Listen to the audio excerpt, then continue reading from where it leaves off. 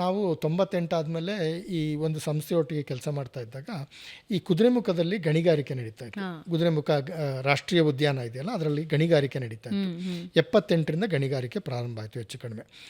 ನೋಡಿ, ಅದು ನಾನು 78ರಲ್ಲಿ ಕುದುರೆಮುಖಕ್ಕೆ ಹೋಗಿದ್ದೆ. ನಾನು ನಮ್ಮ ತಾಯಿಯವ್ರ ಅಣ್ಣ ಕುದುರೆಮುಖ ಪಕ್ಕದಲ್ಲಿ ಮದುವೆ ಆದರು. ಅಲ್ಲಿ ಅವಾಗಿನ್ನೂ ಗಣಿಗಾರಿಕೆ ಪ್ರಾರಂಭ ಆಗ್ತಿರಲಿಲ್ಲ.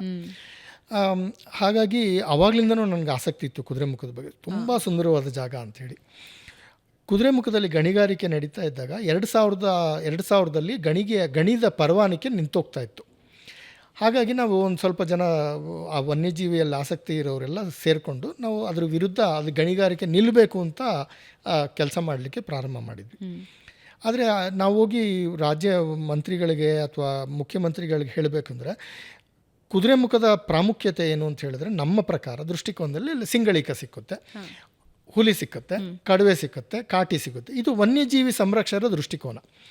ಅದಕ್ಕಿಂತ ಮುಖ್ಯವಾಗಿ ಸಮಾಜಕ್ಕೆ ಅದರಿಂದ ಆಗುವಂಥ ಉಪಯೋಗ ಏನು ಅಂತ ಹೇಳಿದ್ರೆ, ನಮ್ಮ ಕರ್ನಾಟಕ ರಾಜ್ಯದ 3 ಪ್ರಮುಖ ನದಿಗಳಲ್ಲೂ ಹುಟ್ಟುತ್ತೆ: ಭದ್ರಾ, ತುಂಗೆ ಮತ್ತು ನೇತ್ರಾವತಿ. ಯಾರಿಗೆ ಗೊತ್ತಿಲ್ಲ ಈ 3 ನದಿಗಳ ಹೆಸರು ಹೇಳಿದ್ರೆ? ನಿಮಗೂ ಗೊತ್ತಿರುತ್ತೆ. ತುಂಗಭದ್ರೆ, ನೇತ್ರಾವತಿ ಎಲ್ಲರಿಗೂ ಗೊತ್ತು.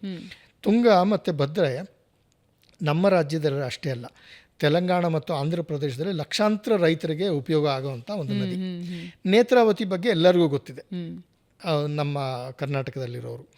ಹಾಗಾಗಿ ನಾವು ಏನು ಯೋಚನೆ ಮಾಡಿದ್ವಿ, ನಾವು ಬರೀ ಸಿಂಗಳಿಕದ ವಿಚಾರ ತಗೊಂಡೋದ್ರೆ ಉಪಯೋಗ ಕೆಲಸ ಆಗೋದಿಲ್ಲ. ಹಾಗಾಗಿ ಏನು ಮುಖ್ಯವಾಗಿ ಆ ನದಿಗಳಿಗೆ ಈ ಗಣಿಗಾರಿಕೆಯಿಂದ ಏನು ತೊಂದರೆ ಆಗ್ತಾ ಇದೆ ಅಂತ ಎತ್ತಿ ತೋರಿಸ್ಬೇಕಿತ್ತು. ಎಷ್ಟು ಕಲುಷಿತ ಆಗ್ತಾ ಇದೆ ನದಿ ಗಣಿಗಾರಿಕೆಯಿಂದ ಅಂತ, ಅದನ್ನು ಮುಂದೆ ಇಟ್ವಿ ನಾವು.